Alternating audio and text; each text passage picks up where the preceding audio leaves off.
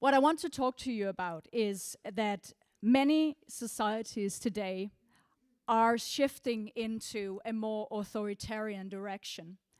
And at the same time, some of the teenagers that I talk to, they have witnessed their friends disappear into conspiracy theories, manosphere forums, or extremist communities.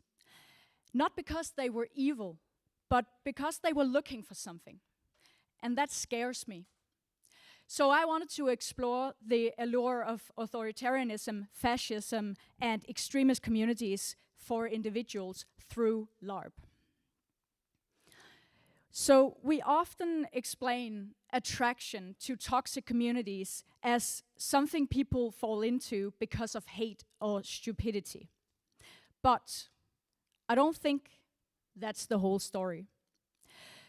And if we dismiss people drawn to these spaces as simply ignorant, I think we fail to understand what is actually happening, and we lose our ability to respond to it. Because these systems offer something deeply human: dignity, belonging, clarity, and purpose. So I designed a LARP for a Nordic LARP for 15 to 18-year-olds from the Danish LARP boarding school Epos.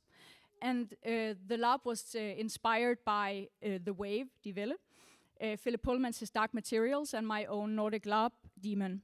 And in this LARP, the students live in a religious authoritarian regime, not as observers but from the inside. They study at the regime-controlled school, and they have a lot of fun in-game. But there are some deeper design perspectives in letting them be in the in-group instead of being rebels of the society. I want to make them feel why some of their friends could get attracted to something like this. So the concept. In this world, nobody is ever truly alone. Each student is played by two people, one as the human and the other as their soul. And this is an extreme form of what I call dyadic play, where you are tightly connected to another player.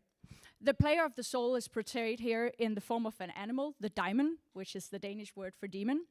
And the two parts move as one, they feel as one, and they feel together. And that matters in this context, because it creates a constant sense of being seen, of being mirrored, of belonging to someone and something. But more importantly, this connection creates a feeling that the world is magical, meaningful, and alive, and you experience it with someone else. And this is intentional, because this is not just a lecture disguised as a game. The educational layer sits in the background. What they actually experience in the foreground is they can have fun, they can fall in love, they can duel, experiment, and explore strange ideas. And sometimes they get a visit from a disappointed or too supportive parent. So they can become happy and a happy, thriving part of this system. And that makes everything that follows much harder to dismiss.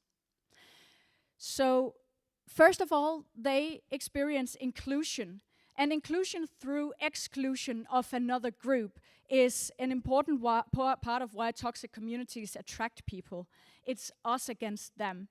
And here, students are praised in the LARP when they report on people from the outgroups. They feel proud, they feel seen, and they feel important.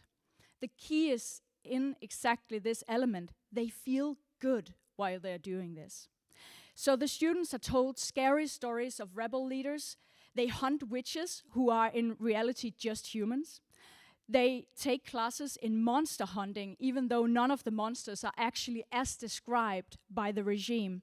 But the lessons themselves are fun, and the teachers, they reward the student engagement. The other thing this system offers is that they can get a sense of community. Every time we go in-game, we share rituals.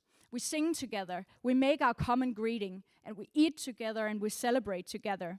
So when I off-game visit the boarding school students during the year, we practice these rituals, and we spend time building relationships into the characters so that when they enter the world, they are already meaningful and they matter. And everybody has a role here, not just a character. The third thing that they are offered is dignity and recognition. We are a lot of grown-ups who play the teachers. All of these volunteer players, grown-up players, they show respect for the hierarchy themselves and make the students show their devotion. So we reward their behavior to uphold the system. We praise them publicly. We shower them with personal attention when they behave as desired. So, for example, when a student discovers that one of their friends is a witch or a rebel, they are taught not to push them away. They draw them even closer. They watch them and they help them.